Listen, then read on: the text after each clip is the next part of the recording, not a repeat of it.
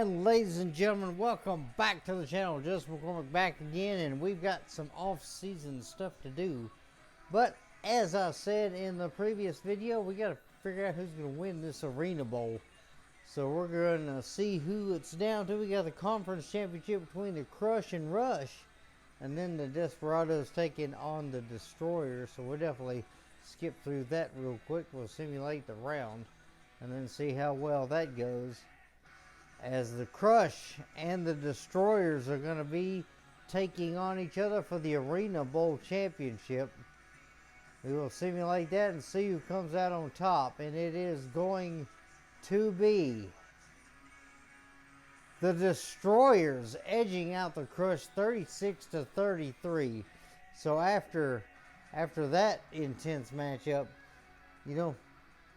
fun to watch. But Colorado definitely was trying their best to try and hang in there. They had the lead early as it was 20-10. Then Columbus came back in the third, scoring 2 scores against the Colorado field goal. And then they just held on and was able to get it in the fourth quarter, coming out on top by just a field goal. So now we're going to advance to the off season, and here we go. We re-signed some players, so we're going to go through real quick and show that. Now, we will not be importing anything because we've got nothing too important. So we're going to look at the retired players. So a lot of players deciding they're going to hang up the cleats for good, especially Corey Fleming, one of the guys that we had to face in our last matchup on week 17. As you see Gaines, McIntyre, Fleming, Samuels, Dukes, Hopkins. We're going to check to see if any of the Slash actually retired. They did not, but a number of players all around ending up being done. As Darrell Hammond, the long pro at age 40, is going to call it a career as he ends up walking away as AFL champion. So definitely looking to see how well things can do. We're not going to do that. So we'll advance now through the retirements, and then we're going to go into the re-signing of the players. So we actually had a number of players that re-signed already. You got guys like Kevin Snow, Onomatopoeia, Dan Russell, our main threat quarterback, then Joseph Burns, obviously the best player that we have on the team. Cornelius Bonner is coming back for another year. Victor Veracruz also going to be back for another year. But then the rest of these guys, not really certain what I want to do, but I know Chris Shank's gone. We're going to get rid of him. And then Byron Rose, probably not going to be looking to bring him back. Willie Brake is actually going to be one of our interesting ones, because he is actually a pretty decent player. Let's see, we've got $1.41 million in cap room, so we can see what he's going to ask for. He wants a 5-year deal, so he wants to know he's got a football team for a while. So let's see what he's going to ask for. About a big check. So he's going to ask for almost $700,000. We'll give him $690. So we'll bring back Willie Brake. Willie Brake is going to make his way back onto the team. And so we'll be making sure that he is going to be there for a while, as he'll be there for 5 seasons. Byron Rose, however, probably not going to bring him back. Now, the main thing that I'm looking at here is we got some really good defensive specialists here in Kevin Snow, Bernard Bailey, and Deacon Halls. I'm just wondering if I should bring back Deacon. I don't think we want to, but then again, I may try and see if I can use him as a trade. Let's go ahead and re-sign Bernard Bailey and see what he wants. He wants a 2-year deal. Let's increase that to 3 to try and help our cap out, because I've got to get me a backup quarterback. And we're going to give this man a little over $400,000, so $415,000 is going to be the deal that we give Bernard Bailey now. And jumping in here, so we're going to speed through the rest of the video here. So what I decided to do was just skip everything going towards the free agency, trying to pick up everybody we can, and as you will see in the next little while in the video, we ended up picking up quite a bit of great players. As we started off with our kicker, Mackenzie Homebrecker, the guy that I really enjoyed. I decided to pick him up for $500,000 for 4 years, so that is going to give us some distance on kicking, so we can actually play the long game now if need be. Then I was trying to see what I can do about possibly having a quarterback. I decided that I was going to just change my mind and go for others. As you can probably see on the screen, we have at least one player at most positions. So we decided we're going to go with Derek Williams here as our backup quarterback.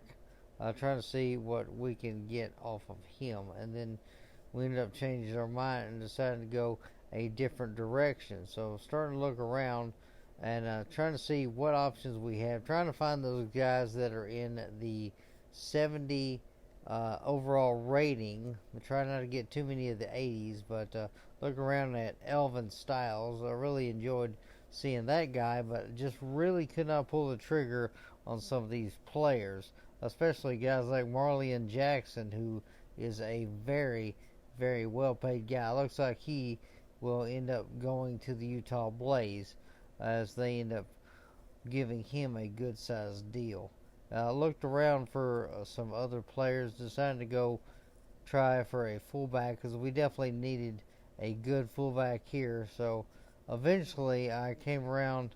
I was surprised to see Marlon 3M over there able to actually get released, but I decided to go with Dewan Moss. Dewan Moss definitely had the stats I was looking for and decided to grab him for just over 500,000. Probably going to end up being closer to 6. But yeah, I gave him a 5-year deal because we needed a guy with speed, and he's got some good break tackles, so I decided to pay for him. He should be a good addition and will help us get in the end zone in the short yardage situations. Then just kept looking around trying to see what I can find, but Moss ended up joining the team after I simulated. I wanted to simulate after each pick because I had to keep a close eye on the cap room, as we eventually ended up with just over $2 million in total overall cap room and used up most of that one. Took a look at Dave Barnes here, and we were looking to try and see what we can get out of him.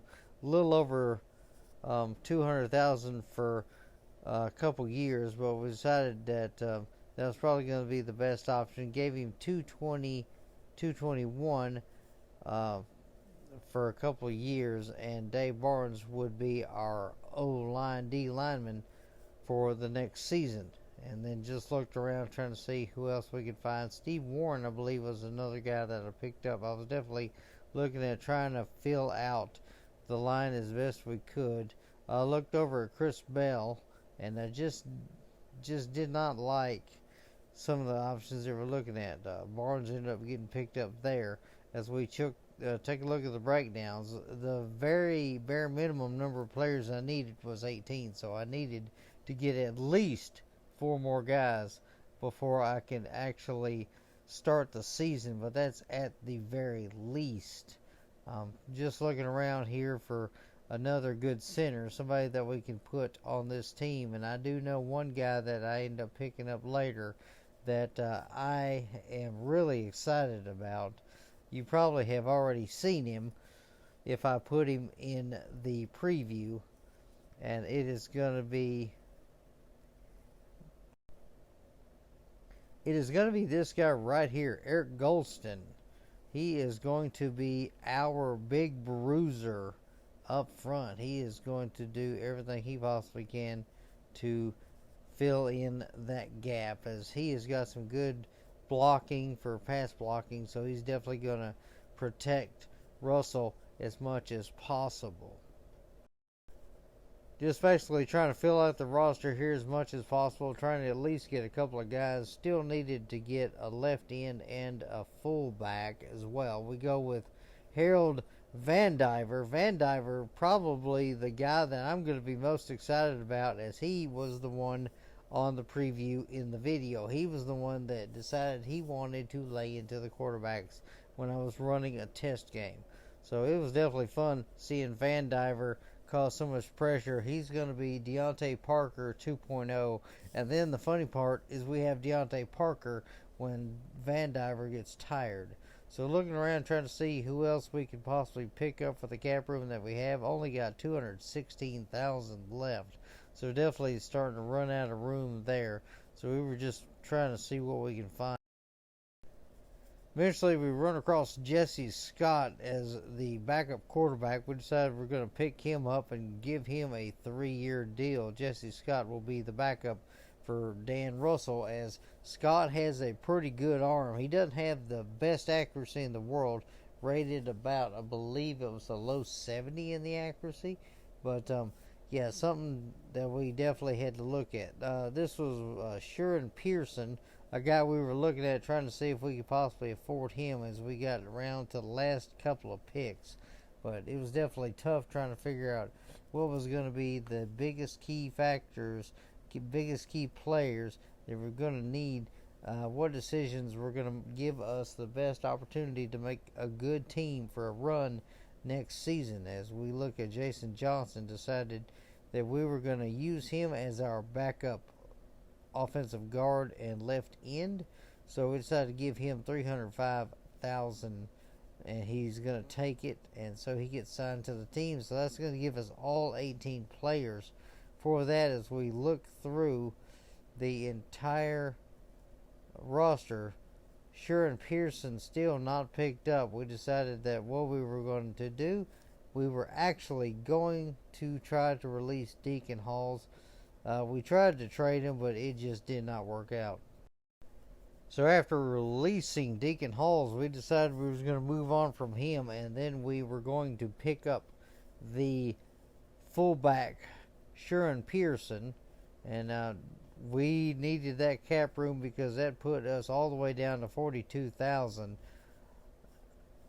and he did accept it. So we ended up getting our 18th player. He's probably going to be the last player we get, and seriously, with the amount of cap room that we don't have, probably going to end up being the end of our season. As you look over, we've got 2 of every position except for the offensive specialist, but we've got a number of guys that we can definitely use.